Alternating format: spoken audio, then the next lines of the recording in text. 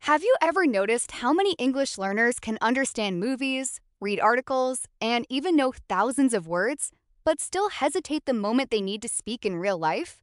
And in that moment, it's not lack of knowledge that stops them. It's fear. The fear of not sounding perfect, of making mistakes, or of being judged for their accent. This is where a powerful illusion quietly takes control of learners' minds. They start believing that speaking English fluently means speaking it perfectly, like a native speaker, without any mistakes at all. And that belief sounds motivating at first, but over time it becomes a silent barrier that delays real progress. Because perfection is something even native speakers don't achieve all the time.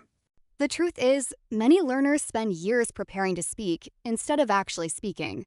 They study pronunciation rules, memorize phrases, and wait until they feel ready enough. But fluency does not come from preparation alone. It comes from usage, repetition, and communication in imperfect, real-world situations. And ironically, the more you wait to be perfect, the less natural your speaking becomes. Because confidence only grows through practice, not planning. Today, we are going to challenge this illusion step by step and show you why chasing perfect English might actually be the reason you are not improving as fast as you could. More importantly, we will help you understand what real fluency actually looks like in everyday communication. And once you see this clearly, you may realize that your current level is already enough to start speaking. You just haven't been using it yet. So let's break the illusion of perfection and uncover the truth behind fluent English speaking. Because what you believe about perfection might be holding you back more than your English ability itself. Now, let's talk about a truth that many learners avoid, because it can feel uncomfortable at first. Your accent in English might never become 100% identical to a native speaker's accent. And that is not because you are doing something wrong, but because your brain has already developed sound patterns from your first language. And those patterns naturally influence how you speak a second language. For example, even highly advanced speakers from different countries still carry subtle traces of their native pronunciation. It's not a mistake, it's a natural part of language learning. The important thing is that accent is not the same as clarity. You can have a strong accent and still be completely clear, understandable, and confident in communication. The problem happens when learners confuse sounding native with being fluent. They start thinking their English is not good enough just because they don't sound like a Hollywood actor or a British news presenter. And this creates unnecessary pressure because they begin focusing too much on imitation instead of communication. The sad truth is that no matter how long you study, there may always be small differences between your accent and a native speaker's accent, and that is completely normal across all languages in the world. Even native English speakers from different regions don't sound the same. A speaker from London, New York, and Sydney all have noticeable differences, yet all are considered fluent. What truly matters is whether people understand you easily, and whether you can express your thoughts without hesitation. Once learners accept this truth, they often feel a huge mental relief because they stop chasing an impossible standard and start focusing on real communication skills. And that shift is where real progress actually begins. In the next part, we will explore what you should focus on instead of perfection and how it can dramatically improve your speaking confidence.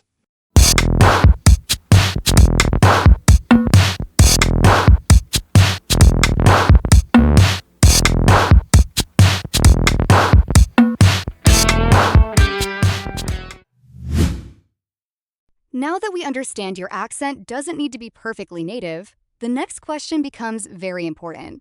If perfection is not the goal, then what should you actually focus on when speaking English?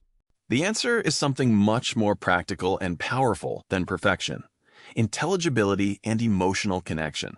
In simple terms, it means being clearly understood and making your message feel natural and meaningful. Because in real conversations, people are not judging your grammar like a teacher. They're trying to understand your message, your intention, and your emotion behind the words. For example, if you say, "I go yesterday market," but the listener still understands that you mean, "I went to the market yesterday," then communication has already succeeded. And that is the real purpose of language: successful communication, not perfect structure. Intelligibility means speaking in a way that is clear enough for others to understand you without confusion or repeated explanations.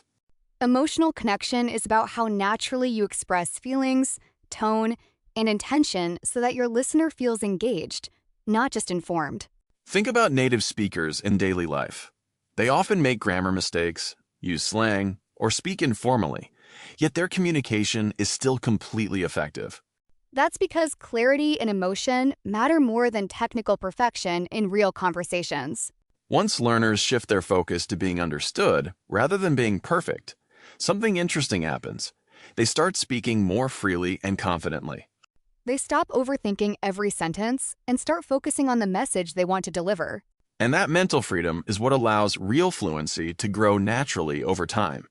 In the next part, we will talk about how mistakes are not failures, but actually one of the most powerful tools for improvement. And how changing your mindset about mistakes can completely transform your English journey.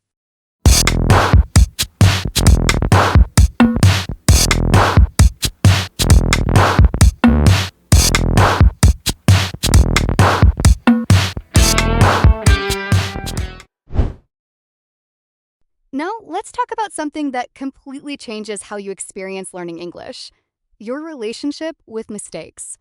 Most learners treat mistakes as problems, something to avoid or feel embarrassed about. But in reality, mistakes are not signs of failure. They are signals that your brain is actively testing new language patterns and trying to improve through real use. Think about how children learn their first language. They don't avoid mistakes, they make them constantly, and each mistake helps them refine their understanding step by step. The difference is that adults often stop speaking when they feel unsure, while children continue speaking even when they are wrong. And that is exactly why they improve faster in natural environments. When you embrace mistakes as part of the learning process, your mindset shifts from fear to curiosity. Instead of asking, "What if I'm wrong?" you start asking, "What can I learn from this?" This shift is powerful because it removes the emotional pressure that blocks fluency. When fear decreases, your speaking becomes more natural and spontaneous. In professional environments, even expert speakers and teachers make mistakes, but they don't stop communicating. They correct themselves and continue without hesitation. That shows us something important. Fluency is not the absence of mistakes, but the ability to keep going despite them. When you start viewing mistakes as feedback rather than failure, every conversation becomes a learning opportunity instead of a test. And over time, this builds resilience.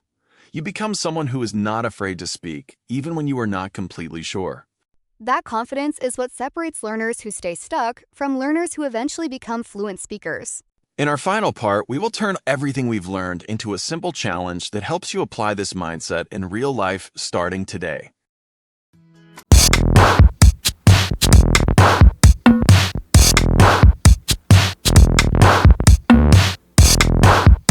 Now we arrive at the final part of today's episode, and this is where everything comes together into action. Understanding these ideas is powerful, but real change only happens when you practice them in your daily speaking. That's why we created a simple but powerful exercise called the Flawless Acceptance Challenge. The goal is to help you stop chasing perfection and start building real communication confidence immediately. Here is your first step.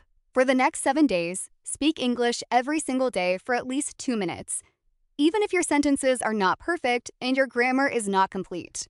You can talk about your day, describe your thoughts, or even repeat ideas from this episode. The important thing is not accuracy, but consistency and willingness to speak. Step 2 is to record yourself speaking once a day. Don't judge it while speaking. Just focus on expressing your ideas clearly and naturally.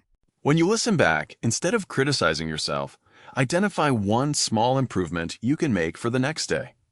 This turns mistakes into progress markers instead of emotional setbacks.